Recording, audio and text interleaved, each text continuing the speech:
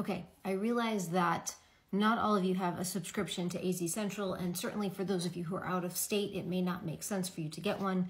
So I will do my best to summarize this article for you, although it is very, very long, so I'm not going to do it justice.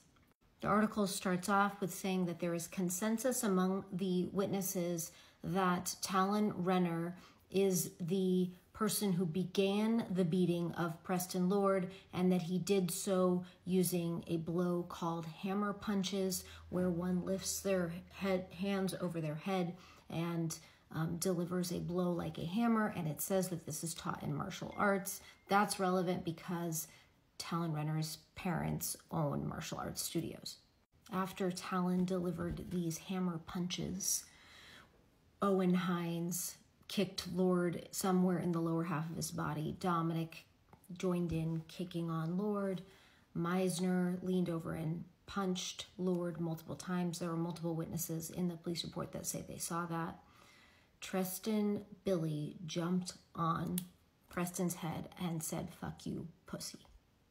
Talon Vigil's incrimination largely comes from, not from witness statements, but from his texts and his social media usage and what he said hearsay to witnesses after the death of Lord. The article then puts together a timeline. So it begins with that graphic description of what happened to Preston and then puts together a timeline of what happened. It starts about 9 o'clock when Preston and his friends showed up to a party in Queen Creek at a neighborhood called the Ranchettes 3. And there had been a flyer posted on Snapchat that said, "Party, free alcohol, first come, first serve." And there were people, teens here from all over the place, as far north as Phoenix, from Ahwatukee. There were many, many, many people at this party.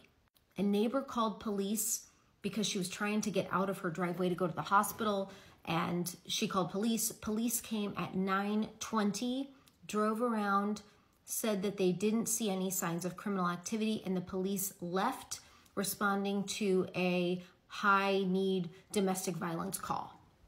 The parents, who Queen Creek have recommended that Maricopa County attorney press charges against, the Carreras, were sitting in their house drinking wine, oblivious to the party that was continuing to grow at their house, outside and in their RV garage.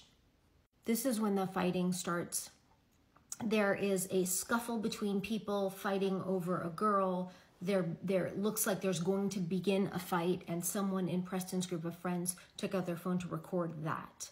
Preston Billy went to that person and demanded that that person delete the video. There was a little bit of an altercation between Preston Billy and this person that is Preston's friend, and Preston's friend ended up deleting the video.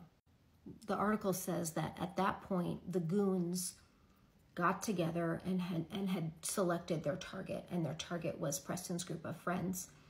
It's difficult for me to understand even how we can call them the goons, because these 7 were not all close. We don't even know if they had ever hung out before, all of them. There are some people in that group of 7 who had never hung out before, possibly before this night. But in terms of the article, they're calling them the goons. The next thing that happened is Dominic Turner grabbed a necklace off of one of the boys and pulled it from the back and took it off of his neck. The goons then started throwing the necklace around, taunting this group, escalating in violence. This is getting long, so I'm going to do a second part.